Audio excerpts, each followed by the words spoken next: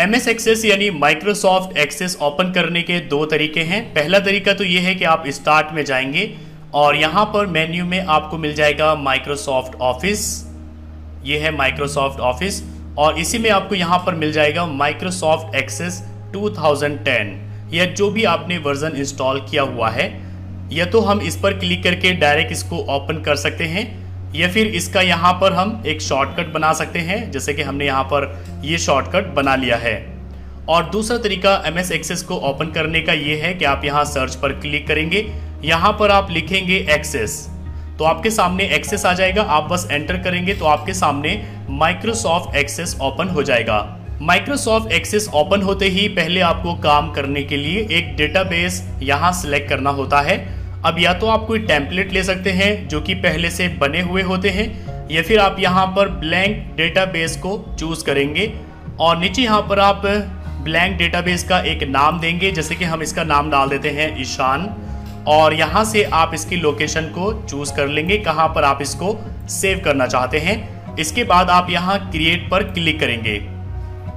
जैसे कि आप MS वर्ड, एक्सेल या पावर पॉइंट ओपन करते हैं तो उसमें आप फाइल बनाने के बाद उसको सेव कर सकते हैं, लेकिन डेटाबेस में ऐसा नहीं होता। इसमें आपको पहले फाइल सेव करनी होती है, उसके बाद ही आप इसमें काम कर सकते हैं। MS एक्सेस एक डेटाबेस सॉफ्टवेयर है। इसमें आप रिकॉर्ड की एंट्री करके एक डेटाबेस तैयार करते हैं।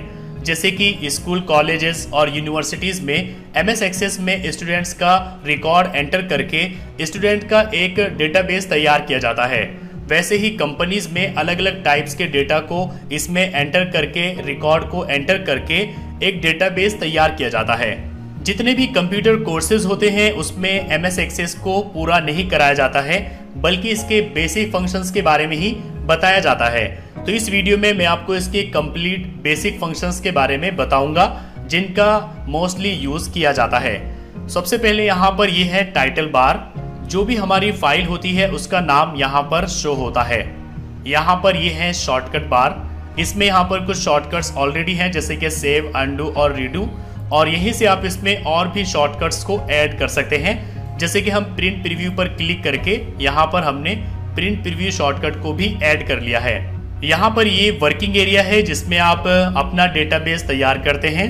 नीचे यहाँ पर ये स्टेटस बार है और यहाँ पर ये व्यू है, यहाँ से आप व्यू को चेंज कर सकते हैं। जैसे कि MS वर्ड में जो भी फाइल आप बनाते हैं उसका नाम होता है डॉक्यूमेंट। एक्सेल में आप जो फाइल बनाते हैं उसको कहा जाता है सेपरेट शीट और पावर पॉइंट में जो भी फाइल आप बनाते हैं उसको कहा जाता है PPT। इसी तरीके से MS एक्सेस में जो भी फाइल आप बनाते हैं उसको डेटाबेस कहा जाता है। MS एक्सेस में आपको यहाँ सबसे पहला ऑप्शन मिलता है व्यू का। व्यू में आपको दो ऑप्शन मिल जाते हैं, डेटा शीट व्यू और design view. Data sheet view में क्या होता है कि आप अपने डेटा को यहाँ पर देख सकते हैं, एंटर कर सकते हैं, लेकिन यहाँ व्यू में, डिजाइन व्यू में जाके आप यहाँ सबसे पहले टेबल का एक नेम देकर ओके करेंगे तो यहाँ से आप इसको डिजाइन कर सकते हैं। जैसे कि यहाँ पर पहले हम फील्ड का नेम दे देते हैं, इसमें हम दे देते हैं नेम। अब नेम में सिर्फ टेक्स्ट होता है तो यहाँ पर हम ओके करके टेक्स्ट चूज कर लेते हैं। इसके बाद यहाँ पर हम डाल देते हैं DOB। अब DOB में सिर्फ डेट होती है तो यहाँ पर हम डेट एंड टाइम चूज करेंगे। अब यहाँ पर हम डाल देते हैं मोबाइल नंबर, तो यहाँ पर मोबाइल नंबर में होते हैं सिर्फ नंबर्स, तो हम नंबर्स यहाँ पर डाल सकते हैं। तो इस तरीके से यहाँ पर आप अपनी टेबल को डिजाइन कर सकते हैं। इसके बाद आप जाएंगे डेटा शीट व्यू में, यहाँ ओके करके इसको सेव करेंगे तो आप देखिए यहाँ पर नेम, DOB, मोबाइल आ चुका है। लेकिन यही सब काम आप यहाँ से भी कर सकते हैं। जैसे कि हमने यहाँ पर नेम, DOB, मोबाइल नंबर तो डाल दिया है। अब हम यहाँ से कुछ और डाल सकते हैं, जैसे कि करेंसी, और यहाँ पर फील्ड का नेम हम दे देते हैं फीस। इसके बाद यहाँ पर हम डाल देते हैं कोई हाइपरलिंक, इसका नाम हम दे देते हैं वेबसाइट। इसके बाद यहाँ पर हम डाल देते हैं यस नो का ऑप्शन, या हम करेंसी भी यहाँ पर डाल सकते हैं और इसका नाम हम डाल देते हैं फीस। फीस यहाँ पर हमने पहले से डाला हुआ है तो इसने इसको डुप्लीकेट बता दिया। तो अब हम जैसे कि इसको डिलीट करना चाहते हैं तो यहाँ पर राइट क्लिक करेंगे और डिलीट फील्ड पर क्लिक करेंगे तो ये डिलीट हो जाएगी।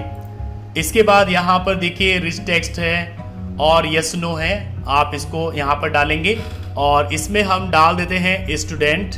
इसी तरीके से यहाँ पर हम और भी फील्ड चूज कर सकते हैं। इसके बाद यहाँ पर हम डेटा एंट्री करना शुरू करेंगे। सबसे पहले हम डाल देते हैं नेम, यहाँ पर हम डाल देते हैं फॉर एग्जांपल कोई भी एक डेट ऑफ बर्थ, यहाँ पर हम डाल देते हैं कोई भी एक मोबाइल नंबर, और यहाँ पर हम डाल देते हैं फीस 10,000 रुपीज़। यहाँ पर हम डाल देते हैं एक वेबसाइट जिसका हम डाल देते हैं ishanllb.com, तो ये लिंक बन जाएगा। अब यहाँ पर सिलेक्ट का ऑप्शन आ जाएगा, ये स्टूडेंट है या नहीं, या कोई भी जो भी हम यस नो कराना चाहते हैं तो हम यहाँ पर इसको टिक कर देते हैं कि ये स्टूडेंट है।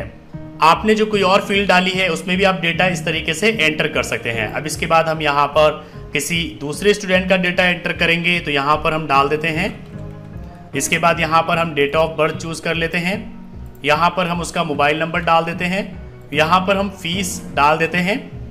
यहाँ पर ये डॉलर में शो हो रही है, इसको आप करेंसी में जाके चेंज कर सकते हैं।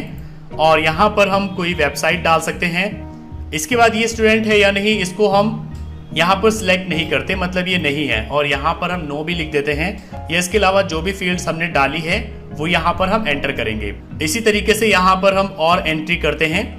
यहाँ पर डेट ऑफ बर्थ डाल देते हैं, यहाँ पर मोबाइल नंबर, यहाँ पर हम कोई फीस डाल देते हैं। तो इस तरीके से यहाँ पर डेटाबेस तैयार किया जाता है कि पहले आप यहाँ पर रिकॉर्ड डालते हैं और इसके बाद आप यहाँ पर डेटा एंट्री करते जाते हैं। यहाँ पर रिकॉर्ड तैयार हो जाता है।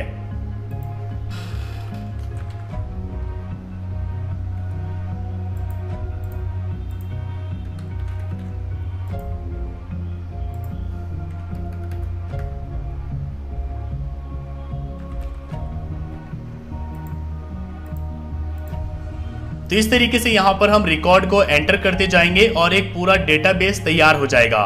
अब यहाँ होम पर क्लिक करेंगे तो आपको यहाँ क्लिपबोर्ड का ऑप्शन मिल जाएगा। इसमें आपको वही कट कॉपी पेस्ट के ऑप्शन मिलते हैं।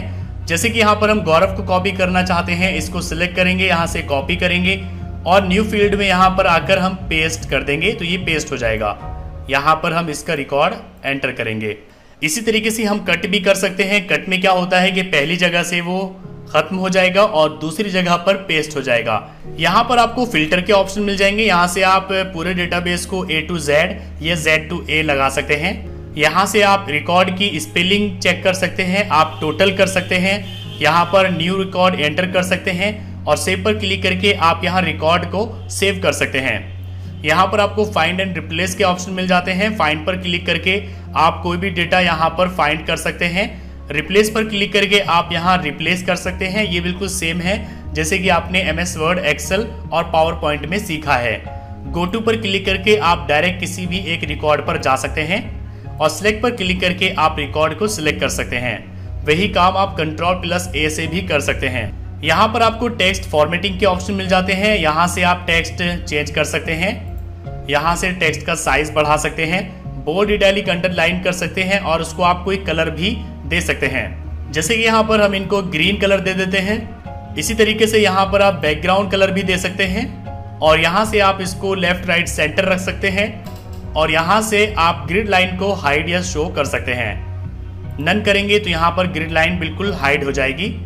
देखिए यहाँ पर ग्रिड लाइन शो नहीं हो रही है।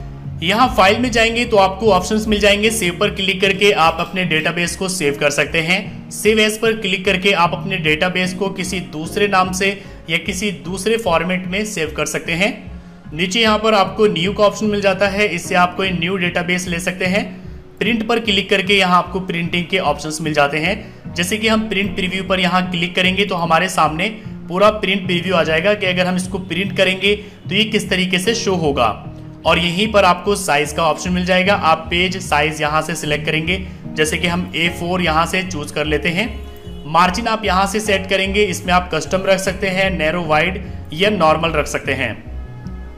पोर्ट्रेट, लैंडस्केप आप यहाँ से चूज करेंगे और पेज सेटअप पर क्लिक करके यहाँ से भी आप चूज कर सकते हैं कि आप टॉप, बॉटम, लेफ्ट, राइट में कितनी मार्जिन रखना चाहते हैं। इसके बाद बस आप यहाँ प्रिंट पर क्लिक कर देंगे। जो भी प्रिंटर आपके कंप्यूटर के साथ अटैच होगा उसी से ये फाइल प्रिंट हो जाएगी। यहाँ पर आपको एक ऑप्शन मिल जाता है फील्ड्स का। फील्ड पर क्लिक करेंगे तो यहाँ से आप कोई भी फील्ड एंटर कर सकते हैं। जैसे कि हम यहाँ आते हैं और इसमें हम टेक्स्ट फील्ड डालना चाहते हैं। टेक्स्ट पर क्लिक करेंगे, अब ये फील्ड यहाँ पर टेक्स्ट फील्ड बन चुकी है। इसी तरीके से हम नंबर डालना चाहते हैं तो हम इसमें आएंगे, नंबर पर क्लिक करेंगे, अब ये फील्ड नंबर फील्ड बन चुकी है।